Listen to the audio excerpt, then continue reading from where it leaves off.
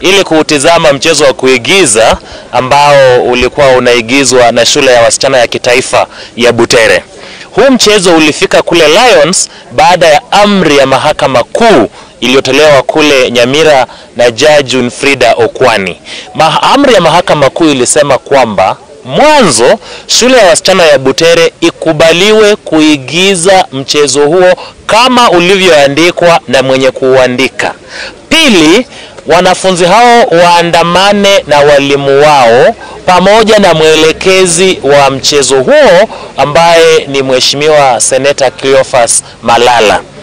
Na tatu, serikali ihakikishe usalama wa wanafunzi, walimu na mwelekezi. Hiyo jana niliarifiwa na mteja wangu, ndugu yangu Cleophas Malala kwamba amefika Nakuru ili kutekeleza wajibu kama alivyoamrishwa na mahakama ya kuwaelekeza wanafunzi kwenye mazoezi.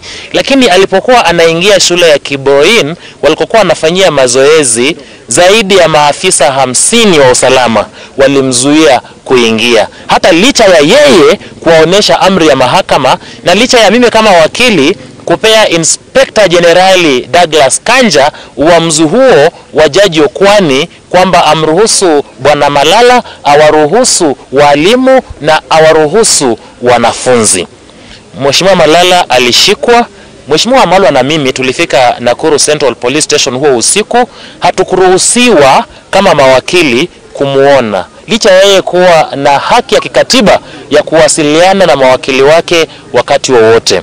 Leo asubuhi tumeamkia kule kituo cha polisi cha Central Police Station, pia hawakuturuhusu. Tukadhania kwamba watampeleka mahakamani kule Nakuru. Tulimuuliza askari aliyesimamia kile kitengo cha polisi cha Nakuru, akasema yeye alipigiwa tu simu kwamba wamfiche Bwana Malala asionekane kwenye tamasha hizo za mchezo wa kuigiza za kitaifa. Tukamuuliza kama atapelekwa kotini. Akasema wamejaribu kutafuta kwa msingi wa sheria, hawapati kipengee cha sheria kinachosema kwamba yule anayeelekeza mchezo wa kukashifu serikali inapaswa apendekezwe mashtaka kwake. Tulitoka pale basi kwenda kuutizama ule mchezo kwa shule ya msingi ya Lions. Kufika kwenye lango pamoja na Mheshimiwa Wamalwa tulizuiliwa kuingia na maafisa wa polisi waliokuwa wamejihami. Japo tulikuwa tunaongea na wenzetu ambao tulikuwa tumewaambia wafike kule ndani ya asubuhi. Wakatueleza kwamba wanafunzi wale walitarajiwa kuwa kwenye ukumbi wa mchezo saa 12 kamili ili waanze saa 12:15, kinyume na kanuni za drama ambazo zilisema kwamba michezo zote zitaanza saa 2:30 mchana.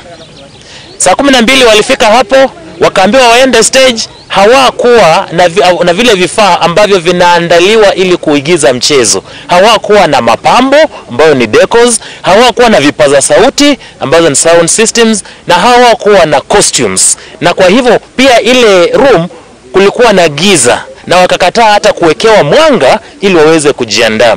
Wanafunzi wale wakasema paka lori iliyobeba vile vifaa iruhusiwe kwenye shule ndiposa waweze kuperform. Saa 1 wakazuia gari ambalo limebeba vifaa vya wanafunzi kutumia kuigiza mchezo kuingia. Saa 2 kamili wanafunzi wakalazimishwa kuelekea kwenye stage. Na kama wazalendo dhabiti wa taifa hili, watoto wachanga, wakafanya jambo ambalo limeshangaza conscience ya mankind. Walienda kule mbele, wakaimba wimbo wa taifa, wakasema Kenya ni nchi inayostahili heshima, uhuru wetu na ulindwe, na baadaye mmoja wao akahutubia waamuzi wa staha na kumweleza mbona wao kama wanafunzi hawawezi kuendelea na mchezo ule bila vifaa ambavyo vinapasa kutumika. Ni kama mtu anakukata mkono na anakupatia ugali kwamba kula kwa dakika 3 huu ugali moto, na amekukata mikono. Kwa hivyo wanafunzi wale kwa uzalendo wao wakataa kuigiza huo mchezo, wakaimba. Walipotoka nje ikawa wanatoka kwenye basi wanunue maji. Askari zaidi ya 50 na vitoa machozi na rungu wakawavamia, wakawatupia vichoza machozi, wakawapiga. Wengine wakaenda Kibroin, wengine wakaingia kwa bus, wengine wakaelekea town. Sasa walimu wao walikuwa wanawakusanya, wameweka kwenye bus, na serikali imeamuru kwamba wanafunzi wale pamoja wote na walimu warudishwe Butere. Wanapongea sasa hivi wanaelekea kule Butere, na nyuma yao kuna gari la askari 14 ambao wameambiwa waende mpaka Butere wasawe mahali ili wasiweze kuperform hii play hata wakishuka nje ya gari. Ni hayo tu. Asante sana. Kwanza niseme pole kwa ndugu yangu Cleo, hajalala tangu